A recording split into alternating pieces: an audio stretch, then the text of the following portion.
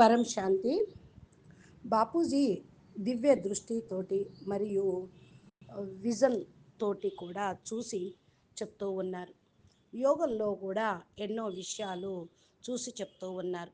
20 నుండి 27 సంవత్సరాల నుండి కూడా బాపూజీ నెమ్మదిగా చెప్తూనే ఉన్నారు. 26లో చూడండి, ప్రాక్టికల్ రూపంలోకి వచ్చేసింది. 28 తీవ్రతగా అవుతూ ఉంటుంది అని, వాయుమండలంలో కూడా భయాన్ని కలిగించే విధంగా ఉంటుంది. మనము యుద్ధం ఏదైతే ఉందో పరిస్థితులు చూస్తూ ఉన్నారు.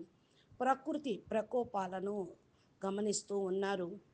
అందరూ ప్రాక్టికల్గా వెతుకుతూ ఉన్నారు. 2028 ఏదైతే ఉన్నదో, 29లో ఏదైతే ఉందో చాలా సంఘర్షణ పూర్తమైన సంఘర్షణతో కూడినటువంటి జీవితం ఉంటూ ఉంటుంది. ఇక 2029లో అంతిమ సంవత్సరం అవునా కావచ్చు. ఎక్కడైతే భారత్లో సివిల్ వార్ మరియు విదేశాల్లో థర్డ్ వరల్డ్ వార్, మూడో ప్రపంచ యుద్ధం మరి ప్రకటనలు చేస్తూనే ఉన్నారు. మిలిటరీ శాసనం వస్తుంది అని కూడా బాపూజీ భవిష్యవాణి కూడా చెప్పారు.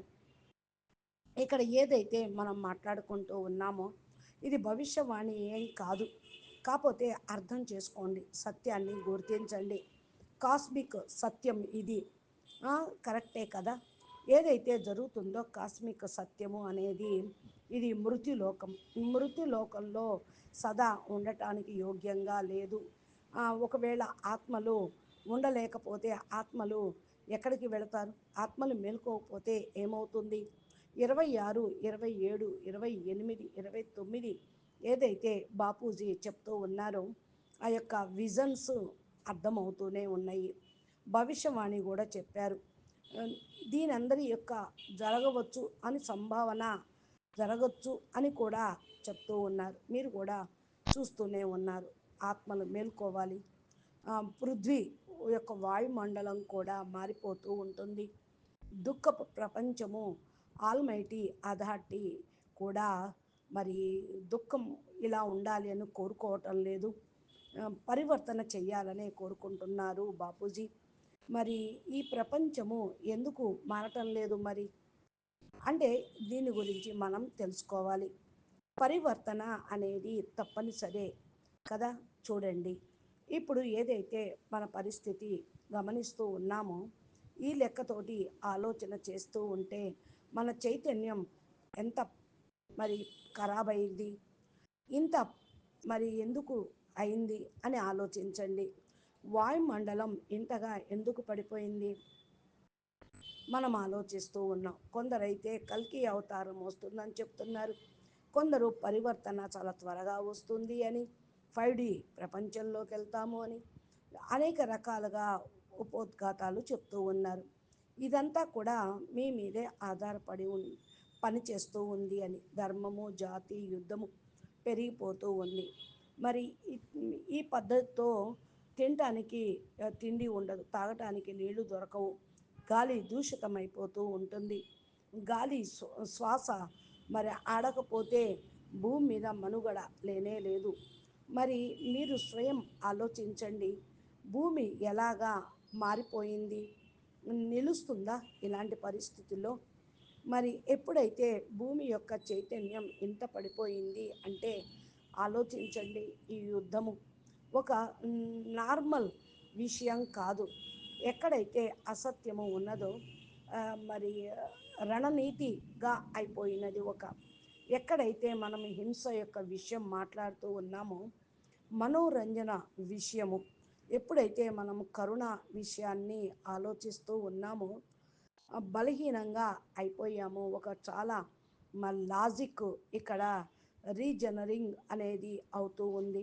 నేను మీకు ఇస్తున్నటువంటి విషయం ఒకటే, భూమి ఎందుకు పరివర్తన కావటం లేదు, ప్రపంచం ఎందుకు పరివర్తన కావటం లేదు మనం ఆలోచిస్తూ ఉన్నాం. పరంపిత పరమాత్మ ఏదైతే సర్వశక్తిశాలి ఆత్మ ఉన్నారో, ఆనంద స్వరూపంలో ఎవరైతే ఉన్నారో, పరం ఆత్మ ఆనంద స్వరూపము సర్వశక్తిశాలి అయినప్పటికీ ఆయన ఆలోచిస్తూ ఉన్నారు స్థిరంగా మరి ప్రపంచంలో ఎలా ఉంది అని.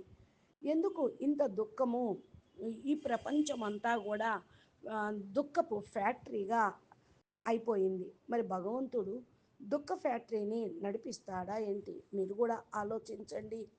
ప్రపంచమంతా దుఃఖమయంగా అయిపోయింది. మరి ఆ, ఏ విధంగా ఫ్యాక్టరీ అంటే బాగుంటుందా ఇది?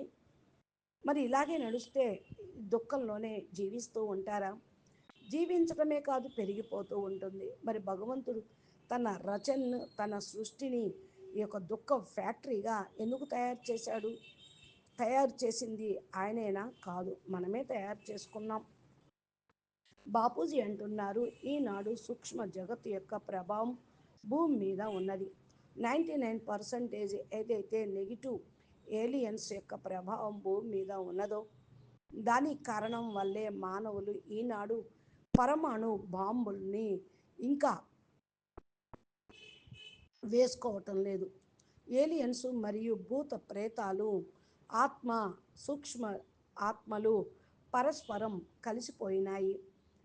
అంతా కలిసి పని చేస్తూ ఉన్నారు. పూర్తి అవుతుంది. మీరు స్వయం ఆలోచించండి. వాయుమండలం ఎందుకు ఇలా తయారైంది? మీరు ఆలోచన చెయ్యండి.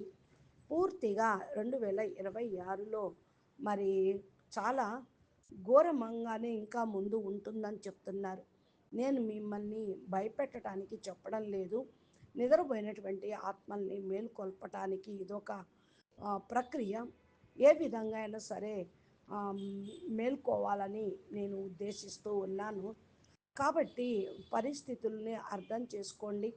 దీని అనుకూలంగా మీ కర్తవ్యాన్ని మీరు చెయ్యండి. బాపూజీ మనకి జ్ఞానము, యోగము మరియు ధారణ, సేవ నేర్పారు. దానిలోకి మనకు వెళ్ళాలి. పరిస్థితులు కూడా పూర్తిగా మారిపోతూ ఉన్నాయి. వాయుమండలం పాజిటివ్ టర్నింగ్ పాయింట్లోకి తీసుకొని రావాలి. ఈ సమయంలో భూమి మీద నెగిటివ్ ఆత్మలు ఎక్కువగా ఉన్నారు. పాజిటివ్ ఆత్మల యొక్క ప్రభావం పడటం లేదు. అందుకనే బాపూజీ అంటున్నారు, పిల్లలు మేల్కోండి, 33 కోట్ల దేవీ దేవతల్ని మేల్కొల్పండి, దివ్య ఆత్మలు మేల్కోండి. దీనితోటి పరివర్తనని మీరు తీసుకురాగలుగుతారు. శుభ వైబ్రేషన్ని వ్యాపింపచేయండి. పరం శాంతి వైబ్రేషన్స్ను వ్యాపింపచేయండి. ఈ విషయం తప్పనిసరి. పరం శాంతి వైబ్రేషన్లు అంటే మరి 2026లో కూడా అన్నిటికంటే ఒక పెద్ద కుదుపు అనేది జట్కా పడేదే ఉన్నది. అంటే ఒక భయంకరమైన తగులుపాటు ఉంటుంది. గుర్తించండి, అర్థం చేసుకోండి. ఈరోజు పైసా, సోషల్ మీడియా స్టేటస్ అన్నీ కూడా పోయేదే ఉంది. నా డబ్బులు ఉన్నాయి, సోషల్ స్టేటస్ ఉంది, మేము చదువుకున్న వాళ్ళ ఎన్ని వ్యాపారాలు, అవన్నీ కూడా పోయేది ఉంది. అన్నీ కూడా చెల్లా చెదురయ్యేదే ఉంది. మనం చూసాము కరోనా మూమెంట్లో కూడా. రాబోయే సమయం అలాగే ఉంటుంది. మనసు పూర్తిగా అలసిపోయి ఉంది. దీనికి తోడుగా ఆత్మస్మృతి యొక్క అంతం కూడా అవుతూ ఉంది. ఈ యొక్క విషయాలు మానసిక లెవెల్లో ఉండాలి. ఎక్కువలో ఎక్కువ దుఃఖదాయిగా అవుతూ ఉంది. ఎక్కువ కష్టము కలిగిస్తూ ఉన్నాము. కానీ ఇప్పుడైతే ఏదైతే సమయం ఉన్నదో కర్మ మీకు ఈ జన్మలోనే మరి అనుభవించాల్సి వస్తుంది అని మీరు ఆలోచిస్తూ ఉంటే కర్మల ఖాతాని సమాప్తి చేసుకునే ఛాన్సు ఉన్నది. ఫాస్ట్ పద్ధతిగా మీరు మీ దుఃఖాన్ని సమాప్తి చేసుకోవచ్చు. లేకపోతే దుఃఖం పెరిగిపోతూ ఉంటుంది.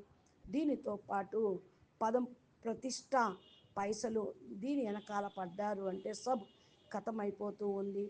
అర్ధహీనంగా అయిపోతారు. రాబోయేటువంటి సమయంలో మరి ఎలాంటి అర్థము అనేది ఉండదు జీవితంలో. మీ దగ్గర అయితే పైసలు ఉంటాయి, కానీ మనోరోగం అని ఉంటే ఏం చేస్తారు? ఇవన్నీ కూడా ఏమి పనికిరావు. కాబట్టి ఇప్పుడు మీరు చేయాల్సింది అల్లా ఒకటే, పాజిటివ్ ఆలోచించండి. నేను జీవితంలో మంచి పని చెయ్యాలి, పరివర్తన కావాలి, పరం శాంతి వైబ్రేషన్స్ని సమాప్తి చెయ్యాలి అని అర్థం చేసుకోండి. అప్పుడు మీ జీవితం పాజిటివ్గా తయారవుతుంది. సుఖమయంగా, శాంతిమయంగా తయారు అవుతూ ఉంటుంది. ఇంకా బాపూజీ చెప్తున్న విషయం మనం రెండో వీడియోలో ఆడియో సాక్షి ఏం చెప్తారో విందాము. పరం మహాశాంతి. నమస్తే, ధన్యవాదాలు. బేహద్కే బేహద్ పరం పరం. महाशांति है, महाशांति है, महाशांति। नमस्ते।